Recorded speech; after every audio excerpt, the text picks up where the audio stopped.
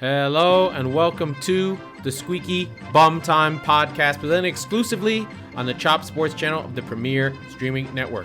We are recording this on Sunday, May 14th. I am your host, Laurent Courtines. In this episode, we celebrate Arsenal and we celebrate Manchester City's championship. We review the relegation zone and say goodbye to Southampton. But first, please celebrate Arsenal and Manchester City as their race has ended. Before we get into it, please like, share, and subscribe. Like, share, and subscribe. It means everything to us, and let's get into the show. It is time for celebration. It is time to crown a champion. It is time for appreciation. Today was the biggest day of the Premier League season, and this is the reason why. Our challenger, Manchester City, hauled back Arsenal. Arsenal lost their spot, pushed themselves back, lifted themselves up, got up off the mat, got themselves their couple of wins, but today was the day that it ended. Arsenal lost at home 0-3 to the powerful and well-coached and feisty and without fear Brighton and Hove Albion. I think this should be a celebration. While City defeated probably their secretly a tough game, 3-0 at Everton, 0-3, Both scores the same, interesting. On 2 goals by İlkay Gündoğan, who we should celebrate as one of the City greats, sort of our understated first signing under Pep, and a goal from, of course, the unstoppable Erling Haaland. And today's a day for celebration. We celebrate Arsenal. We celebrate Arsenal pushing City as far as they did. We celebrate the fact that they had the great season. We celebrate the fact that they were the youngest team in the league and pushed City as hard as they did for as long as they did. They were on 50 points after 19 games, and now on 36 games, they've only added an additional 31. So you can see that the pressure ultimately did come down, and Arsenal's depth came into play. First, it was Saliba going down, and you had to play holding for a long, long time. Then Thomas Partey's sort of run as the central linchpin force started to wane, especially after the City game where he really got beat badly. And while we all thought that the Gabriel Jesus injury in the middle of the season was going to hurt, and Nketiah did a great job, Trossard lifted them up for a while, but it seemed as the season wore on and as those issues of depth and came on, Arsenal just could not sustain their season. First, it was the 2-0 up against Liverpool, getting pegged back for a draw in the second half. Then it was West Ham being up 2, getting pegged back. And then the coup de grace, the falling behind 2-0 to Southampton at home and having to just eke out a 3-3 draw. Those were where the season went. And then the City game where you just got completely outclassed. Able to bring yourself back up, able to bring yourself back into the game.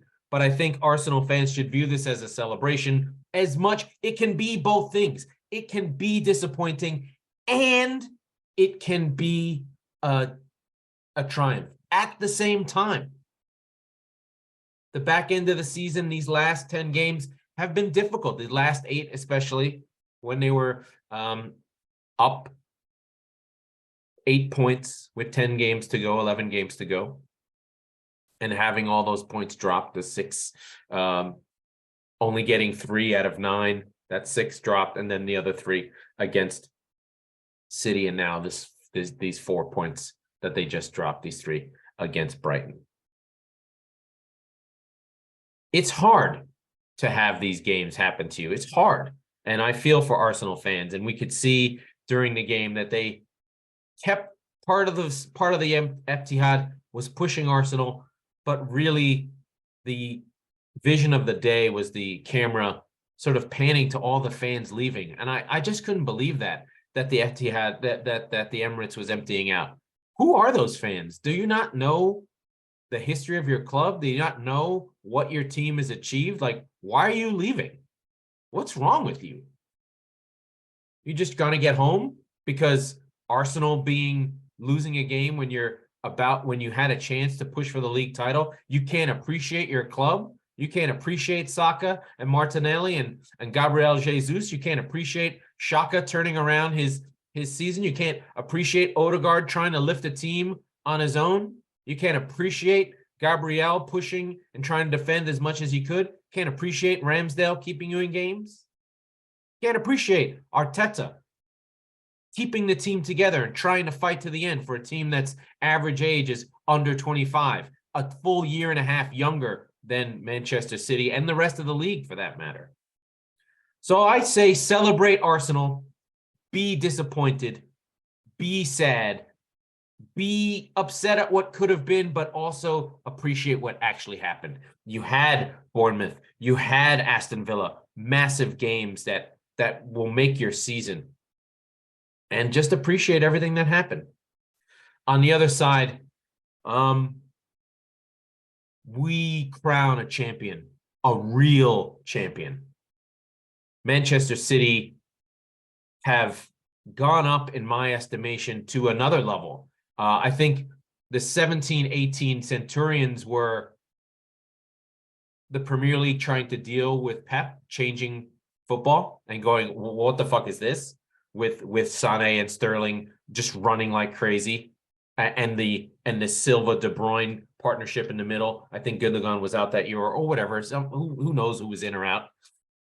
Then there was the rise of Liverpool, who pushed City to change and match them game for game for 2 seasons. Then City went down a notch. There was our bad season where our defense needed to change over after Kompany left, and we had all the injuries at the back, and Fernandinho's playing the midfield. Then we have this new Diaz era in the middle of the pandemic when Diaz came in and we sort of changed again. And now we have another change with City, which is much more solid. And I wanted to say this a while ago, and I didn't. As much as Pep changed British football, English football has changed Pep Guardiola. City are far more pragmatic than they've ever been. They are much more defense first versus offense first. We're not trying to blow people away. We're getting a 3-goal lead and sitting on it. It's a different style. This Guardiola team, this current iteration of Pep, this last 3 on a trot team is much more defensive, is much more possession-based, control-based, and just has everything it needs. It's much more stable, and I think different than the first 2 games, the first 2, Pete, that happened under Pep. And English football has influenced him. City are defense first. City are get stuck in. City are crosses in the box with Haaland. This is an English team now. There's Englishness through this squad. John Stones figure prominently. Kyle Walker figures prominently. Phil Foden figures prominently. Ruben Diaz is about as English a defender as a Portuguese player can be. And we have that steel and metal and never say die spirit that an English team needs. It's very, I'm going to say it, and United fans can get mad. It's a very Man United under Ferguson style club. And you've heard it. You've heard it from Gary Neville. Gary Neville has said in recent months, his post-game podcast that he does with Martin Tyler, he said, I like this City team more than the previous pass-happy City teams. He likes this team with Haaland. It feels more English. It feels more direct. It feels more like connected to the Premier League as a team that represents the Premier League versus a team that is invading the Premier League. This City side is a Premier League champion side.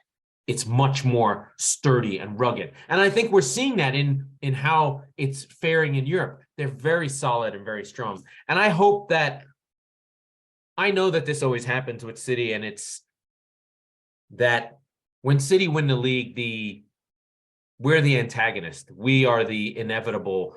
The other team, the Arsenal, the Liverpool, become the protagonist. And oh, poor Arsenal, or oh, poor Liverpool, weren't they great? Happened in 14, happened in 13, 14, happened last game of the season. City's stories aren't as interesting because we don't have as many fans. So I get it. Writers write about who gets clicks and who's more interesting. But this City team is a little bit different, and they put Arsenal in their place, frankly, to you're not ready. It's not time for you. It's time for us. And City with Haaland and just steamrolled through this game today. I do want to get into some of the specifics of the two games. Let's start with Manchester City 3, Everton 0 at Goodison. Everton did their Everton thing within Goodison Park. Still a difficult place to go. And they made it tough for a half an hour. But of course, City controlled. City had everything City controlled. City had everything going. Dyche went a little bit more defensive, changing some things out for his more defensive side. But City didn't have a tremendous offensive performance. Just 9 shots on target. Just 9 shots, 4 on target.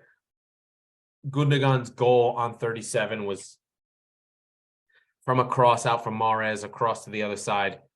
The touch with the knee and then the quick flick with the other foot is just, it's just next level. Like Ilkay Gundogan, after last season, when he scored the 2 goals in the 3 minutes to put City up against Aston Villa to win the league, he's just an underrated player. And whenever City have big moments, he's that player. And the first season without Aguero, it's Gundogan who's the one who gets in the box and scores, leads the team in goals with 13 in the league. It's Gundogan who was Pep Guardiola's first signing, and he hurts his knee and misses the first season. And we don't have a great first season, and maybe it's different if Gundogan's there. But he is our controller. He is our tempo setter. He can do just about whatever is asked, especially in the midfield, from playing deep, taking balls from defenders, into playing in the middle as the double eights with De Bruyne, to getting into the box and getting onto things. He's our most reliable shooter from outside the box, and tends to keep control more than try and make line spinning passes. But what a player, what a legend. It's possible he may leave Manchester City. There are offers out there for him to go to Barcelona. I hope that he doesn't go. I know he just had a baby, so maybe he wants to go home, or maybe he wants to be in a nicer climate than living in Manchester, which of course is not exactly the best place in the universe. But Everton were game for this. I don't think they hang their heads down or they're hurt. Same kind of thing. Decore and Pickford and Patterson and Holgate and Jerry Mina was getting in people's faces. That was their back line. Garner came in again with Iwobi and Gay. Calvert-Lewin came in. But once it got to 3-0, I think Dyche sort of recognized, hey, this isn't the game for us. We're going to pull our important players, our injury-prone players, and get out of that. Early in the second half, after Gundogan's goal, then 2 minutes later, Erling Haaland on a header, on a cross, puts it in, and City are up 2 and cruising at that point. Gundogan with the assist on that, Mahrez on the first one, and then the coup de grace early in the second half. Free kick on a run by Foden where he almost gets his knee knocked off. Ilkay Gundogan takes a quick free kick, top bins against that flapping bird that is Pickford, and City are up 3-0. And from there, just cruise. It's really a foregone conclusion about what's going to happen in the game. Phillips comes on, Grealish comes on, Silva comes on, Sergio Gomez comes on, just kind of seeing the thing out. Everton have a few chances, but not too much that are too worried about. I think Ederson had to make a couple saves. But this is a tough game that City got a hold of, got themselves through, and have to feel good about where they are and what they did and what moves them forward. On the Arsenal side, they also lose 0-3, and Ciso on 51 from a cross in the box where Kivior gets his foot stepped on, but really by Ferguson, and sort of goes down. It's very slight, but I'm sure it's real. But I think he kind of gave up. If he had just stood there and didn't go down, maybe he prevents Unda and Cisa from the goal. And this is a battling game. I have to say, it's choppy, it's bitty. There's fouls everywhere. Andy Madley just didn't seem to want to call anything or give any cards out early in the game. So it's very competitive. And Brighton do their thing. They do this thing that they do that I think I talked about a few weeks ago, which is they really lure teams onto them and literally like stand with the ball in the back in front of their keeper and really played to Arsenal's desire to press. And when you get too close and when they feel like there's enough of their numbers on their side of the pitch, they just fire a ball across field into one of their wide players. In this case, Mitoma kept on attacking Ben White, just couldn't really prevent those attacks from happening, or Caicedo getting forward, or Estupiñán getting forward. It was really, really, really a good performance by Brighton, specifically in the second half, where I think Arsenal kind of ran out of gas or really sensed the moment was a hard time for them. I mean, Brighton had 59, 60% possession. You just don't see that from Arsenal. Arsenal just couldn't get a hold of the ball, and they seem to have fallen into the Brighton trap. And while the first half was much more competitive, the second half was really, really a masterclass by Brighton. I think there are moments in this game. Saka had a really good shot that he probably scores early, and maybe that changes the game.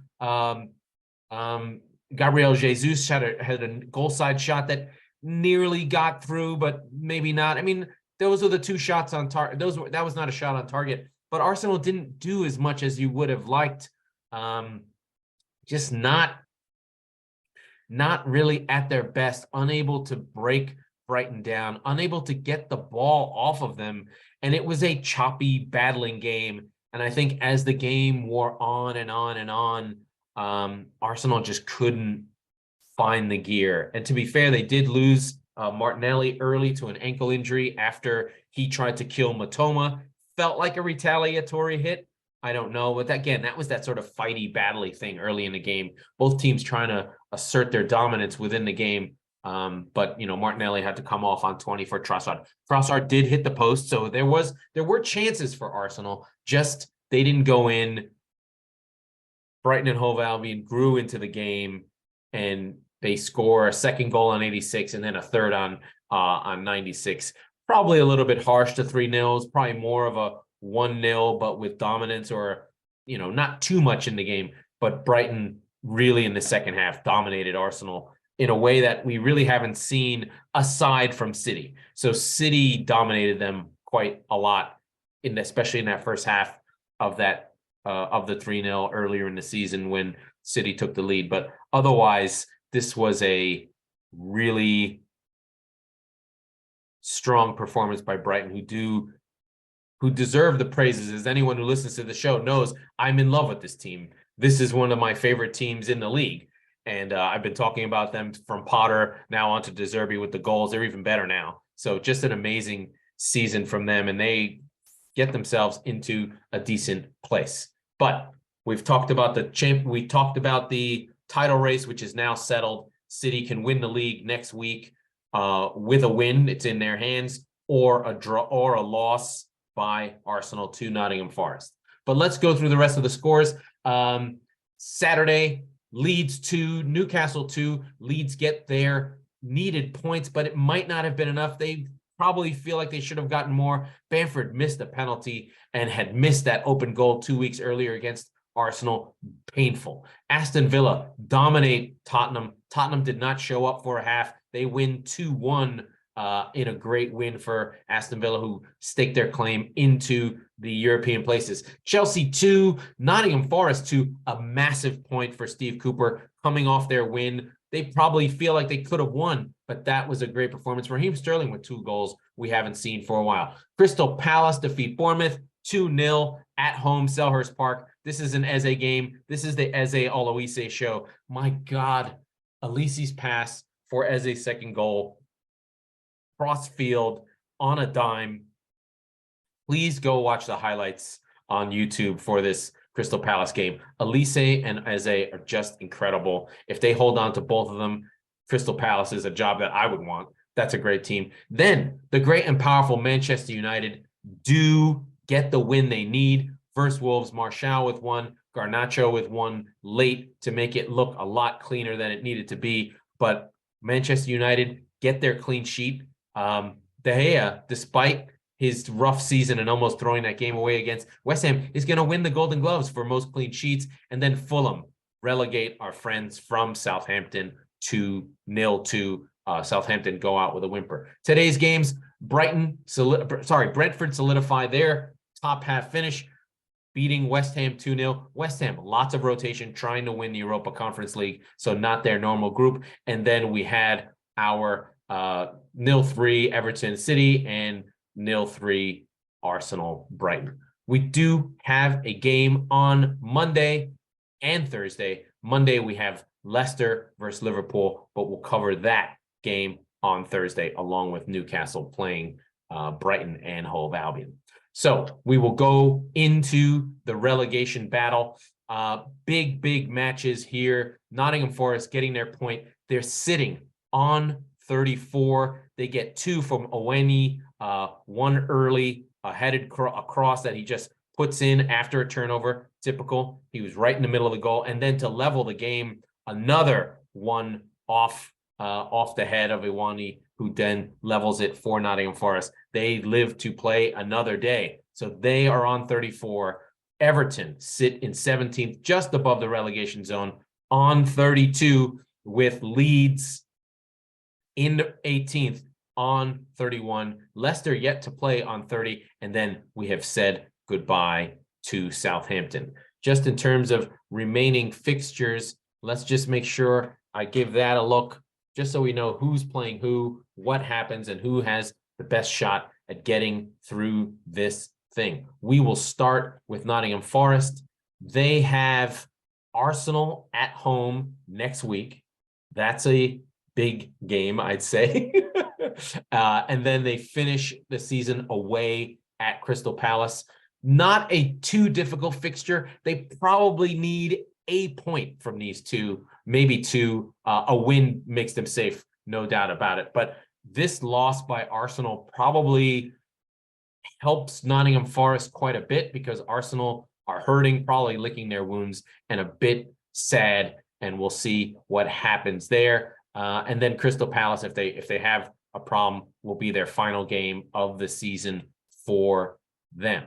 Then we'll go on to Everton, who, you know, I'm sure they would have liked to have won this game or gotten something from it against Manchester City, but it's just not to be. Dyche trying to save Calvert-Lewin. I think for them, they have an away game against Wolves, which they'll feel really good about, and then home against Bournemouth to finish the season. I think if they can get to the magical 35 points this season, they should be safe, but a win probably keeps them up. Some of those draws earlier on probably hurt them, but they've gotten 4 points out of their last 3. They probably need another 2 or a win, and they'll be safe. They'll like their chances versus Wolves and Bournemouth. I like their schedule. I like their coach. So I think that Everton and Nottingham Forest will probably be safe. And I think we'll probably end up saying goodbye to Leeds, despite the nice draw versus Newcastle. They do have West Ham away, who at this point are kind of on the beach. This might be a shot for Big Sam Allardyce. And then they finish the season at home versus Tottenham.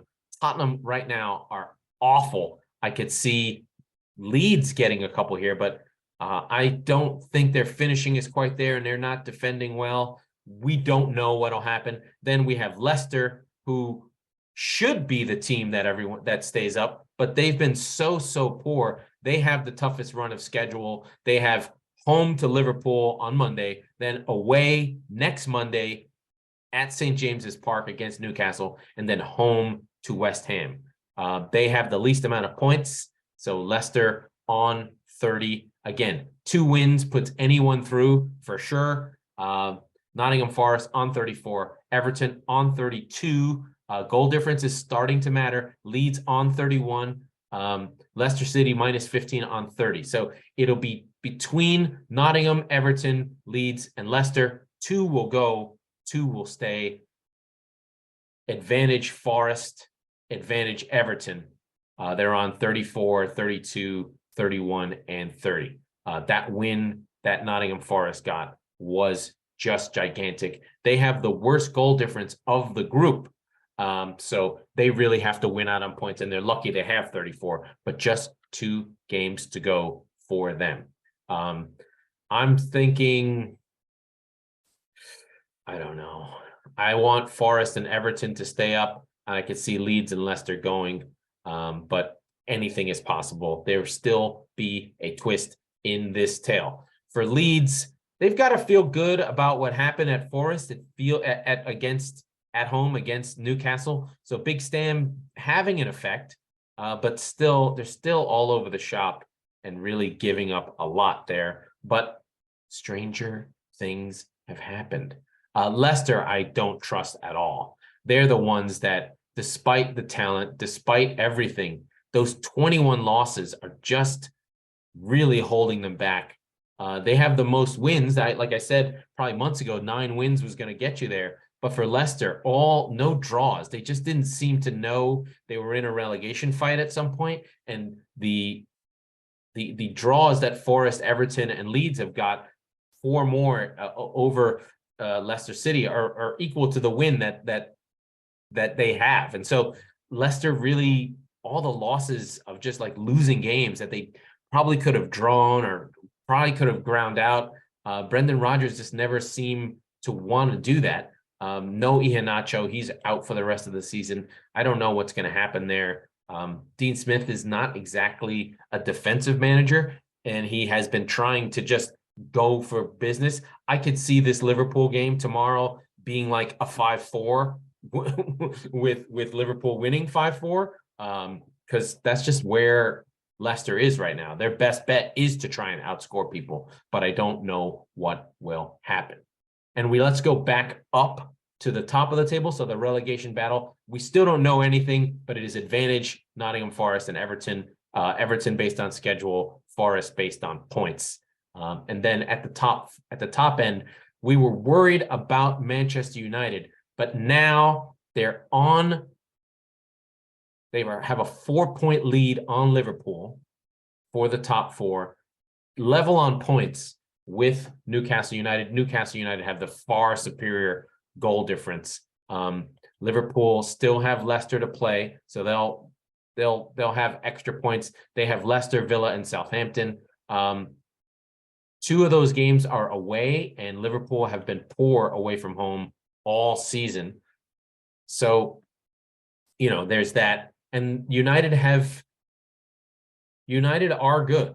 They're not a bad team, right? Like I said, I mean, they've had some rough results here and there, especially the 2-game losing streak, but they're away to Bournemouth, they're home to Chelsea, and home to Fulham. They're great at home, so they probably just need the 1 more win. It will be interesting to see what happens with the great and powerful Manchester United. And then United do have an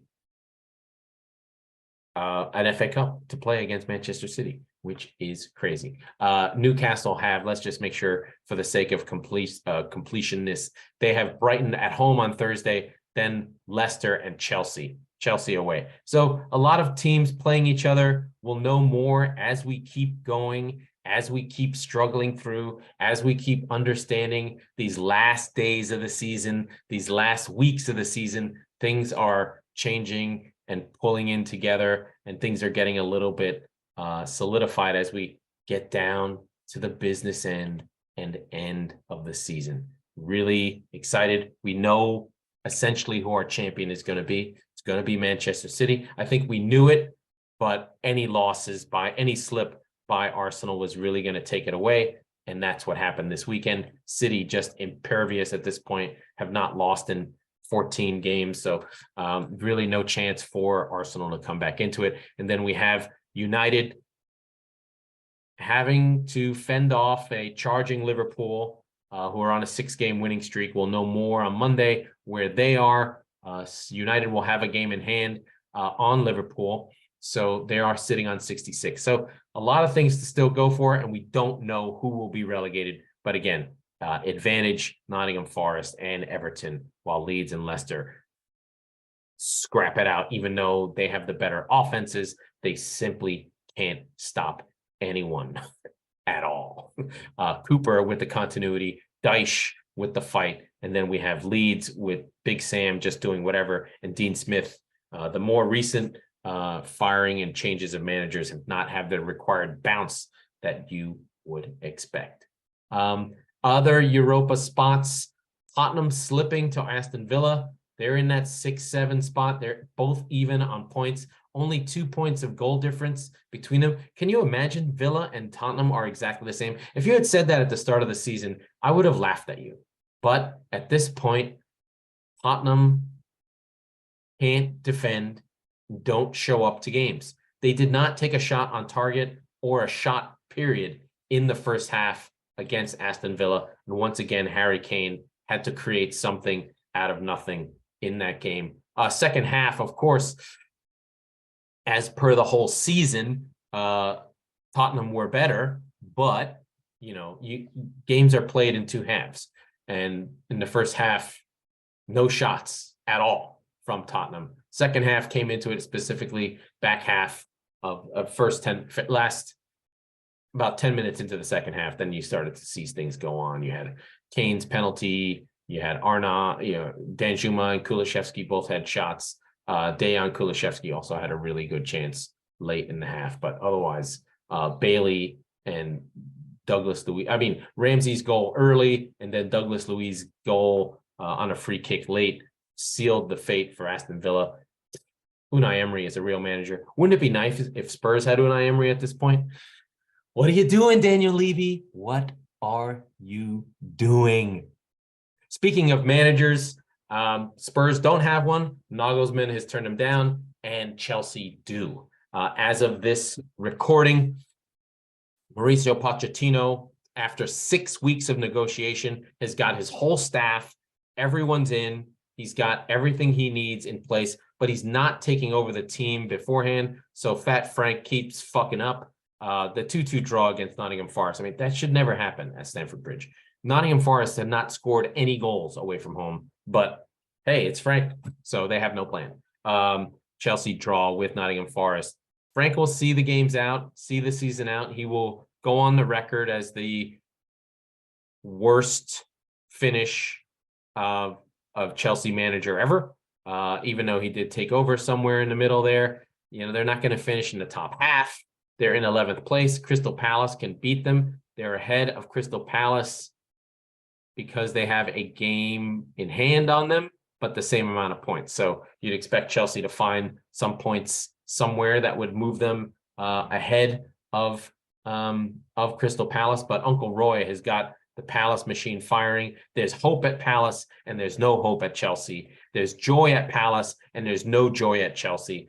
And one has a 76-year-old manager and one has a 46-year-old manager. One is lifeless and turgid. That would be Frank Lampard. And one is, a steady hand who knows how to manage teams. Roy Hodgson is on year 46 of managing. There's a reason. Guy knows what he's doing. So that's happened there. Pochettino will come in the summer. He will not come in beforehand. Some debate as to whether Pochettino should come in now. Maybe it's a pride thing. He doesn't want to be the manager there early and have a fifth team, blah, blah, blah, blah, and then doesn't want to start there. But we had the most manager changes in a season, and it just makes sense that Pochettino would come in here. I don't think it's a coincidence that the good teams all have the same manager. Brentford, good team. Liverpool, good team. United, new manager, didn't change it. Newcastle, continuity. Arsenal, continuity. Manchester City, continuity. West Ham and Nottingham Forest, both teams are safe. Continuity. I wonder if some of those teams might not have made changes. The only managerial changes that have really changed the fortunes of the team are Palace although that might be a schedule thing. And I think Everton going from Lampard to Dyche is just a massive upgrade. It was just like shockingly better. And I think a massive upgrade, De Zerbi from Potter. I don't think anyone saw that coming. De Zerbi and Brighton, just amazing play, especially after today's result. Just so much fun, so much there. We're going to go to the Champions League now. On Tuesday, we will have Inter Milan versus AC Milan. Inter take a 2-goal lead into the second leg. Inter just in much better shape. They completely dominated this game. Simone Inzaghi has Inter as a cup team. They know what they're doing. They've got the veteran leadership in Mkhitaryan and Dzeko and Çalhanoğlu. They just have know-how. They're a reigning champion of Italy. Same with AC Milan, but they've had a lot more changeover versus Inter, and Inter have more recent cup success, having won. I believe they won the Italian Cup more recently. Anyway, good stuff there. They have a 2-goal lead, and they're not going home or away because they all play in the San Siro. So there's nothing changing there. And then City on Wednesday versus Real Madrid. The only news there is City got an easy win. I think it's kind of important that it was not a high level of exertion here. Historical matchups: 3 wins, 3 draws, 3 losses, completely even. City have scored 13 goals and Real Madrid have scored 14 goals. So about as even as you possibly can get over the last 10 years. Very, very close. Very, very close. City have won most of the games at home. Yes. They've won the last 2 at home. No, they have yet to lose to Real Madrid at home. Oh, there you go. What do you know? I believe so. I think that's right.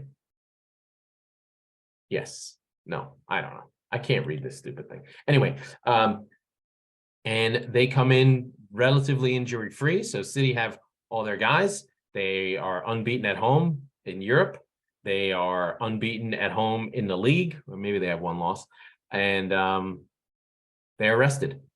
Meanwhile, Madrid did lose Camavinga. He did catch a pretty bad knee injury. He was very important in the first leg, playing left fullback and stepping into the midfield. He helped create the Vinicius goal by running past Bernardo Silva as we were playing man-to-man. So Real Madrid come into this game with a little bit of injury and a little older. But, I mean, it's Real Madrid in the Champions League. I don't know what else you're supposed to say. They're just fucking beasts, and I hate them, and I hope that Manchester City has an easy game, and we'll cover it on Thursday, all the results, hopefully sooner rather than later. But it is just one of these things where, you know, we don't get great buildup in European football because football is so even and so hard to analyze. You can sort of make all sorts of conversations about every single player when ultimately what happens on the pitch is all that matters. And until that happens, there's not really that many adjustments that can happen. I'd expect City to come out and do the same thing all over again, with Bernardo being in that wing spot versus Mahrez. But Pep is Pep. He has reasons to do everything. I don't know what he's going to do. He's a madman. But this episode is about celebration. City will be Premier League champions. Arsenal, a worthy, hard-charging opponent who did the best they could under the circumstances of what they were given. They were a fantastic, fantastic side. Still the youngest team in the league after Southampton, almost a full year younger than Leeds. 6 months younger. City are a full 2 years older. So just a great, great, great team.